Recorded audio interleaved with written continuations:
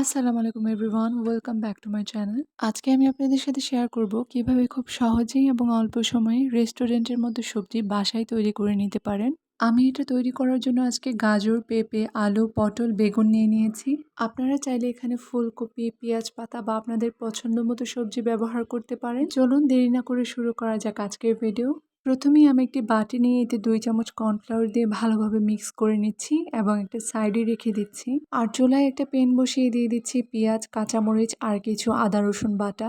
এই সব কিছু এখন একসঙ্গে ভালোভাবে ভেজে নিচ্ছি। কিছুটা ভাজা হয়ে গেলে এখানে অ্যাড করে দিচ্ছি 2টা এলাচি।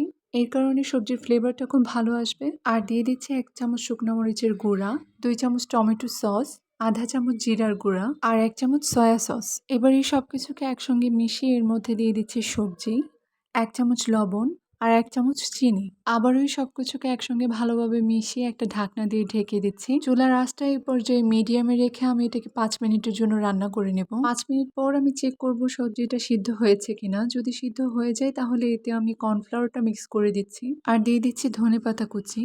এখন এই সবকিছু ভালোভাবে মিক্স করা হয়ে গেলে আমরা এটা চুলা থেকে নামিয়ে নিব। হয়ে গেল আমাদের আজকের রেসিপি। এইটা পোলাও বা রুটির সাথে খেতে খুবই মজা। এটা এভাবে রান্না করলে সময়ও কম লাগে এবং রেস্টুরেন্টের মতো একটা স্বাদও পাওয়া যায়। আপনারা অবশ্যই এটা একবার হলেও ট্রাই করে দেখবেন। আশা করি আপনাদের সবার ভালো লেগেছে। আজকে এই পর্যন্তই। সবাই ভালো থাকবেন, সুস্থ থাকবেন। আল্লাহ হাফেজ।